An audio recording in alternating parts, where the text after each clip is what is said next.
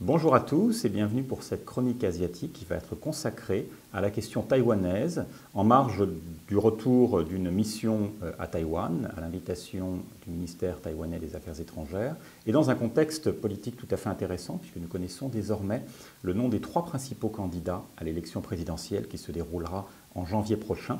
et qui pourrait potentiellement ouvrir une nouvelle séquence dans la relation interdétroit. Alors ces 3 candidats principaux, puisqu'il y a un système multipartite à Taïwan dans cette démocratie asiatique. Ces 3 candidats sont d'abord le vice-président actuel, Lai Ching-te, William Lai, comme on l'appelle souvent, ancien maire de Tainan, qui est le candidat du DPP, le parti au pouvoir, le Minjintiang, et a priori s'inscrit dans la continuité de la présidente actuelle Tsai Ing-wen sur la relation interdétroit, une relation, on le sait, difficile, j'y reviendrai, mais surtout une volonté de sa part d'essayer de ne pas non plus profiter d'une certaine manière de cette élection pour mettre un petit peu plus le feu aux poudres. Il a notamment fait mention du caractère totalement, je dirais,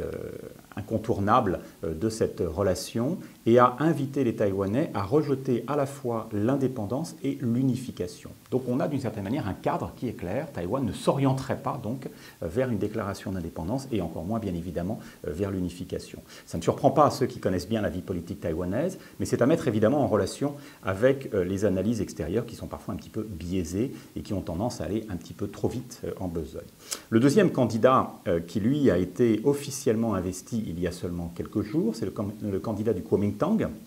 M. Roh Woo-hee, qui est ancien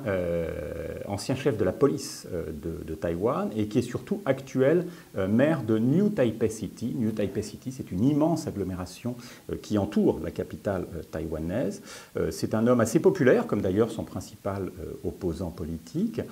Il a cette particularité d'être taïwanais dit de souche. Il n'est pas originaire du continent, en tout cas 2e ou 3e génération, comme c'est généralement le cas des candidats du Kuomintang, et ses chances sont tout à fait réelles, lui aussi, de remporter cette élection. Donc ce sont là les 2 principaux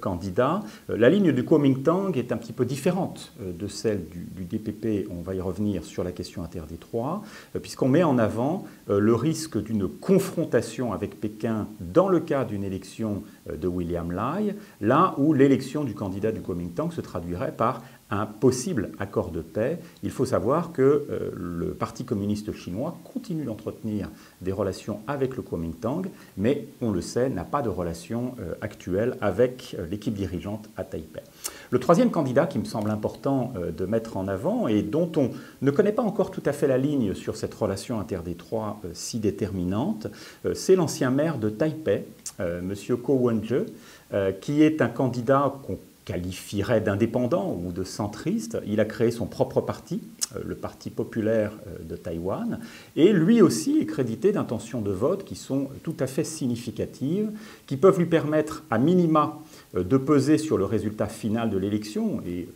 de facto de devenir une sorte de faiseur de roi, voire pourquoi pas, à la faveur d'une campagne plutôt réussie, de surprendre et de se hisser en tête des scrutins. Donc on a vraiment une élection à 3, on part dans cette direction et on va vers peut-être un petit peu plus d'incertitude quant aux résultats.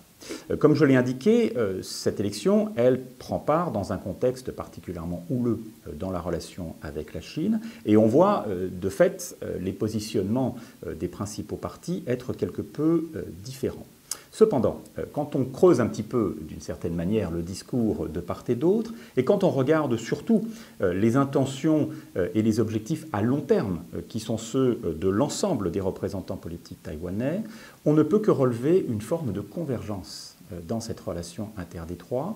qui se traduit, si on peut la résumer ainsi, par une volonté de maintenir la souveraineté taïwanaise, celle-ci est affirmée par l'ensemble des représentants politiques, la volonté de conserver les institutions et donc le système démocratique taïwanais. Personne n'oserait aujourd'hui à Taïwan remettre en cause ce système démocratique et par conséquent, vous l'avez compris, le principe d'unification est rejeté par absolument tout le monde. C'est d'ailleurs en phase avec les divers sondages d'opinion qui indiquent bien que l'unification ne séduit personne aujourd'hui à Taïwan.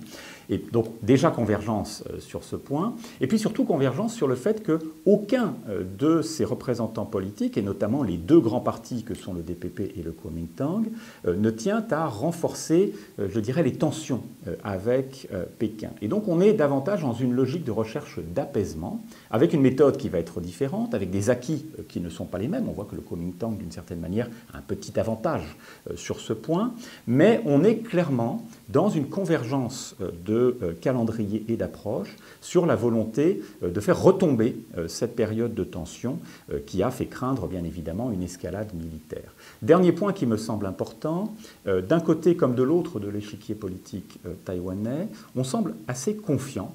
sur le fait que, de son côté, Pékin ne s'engagera pas, quoi qu'il arrive,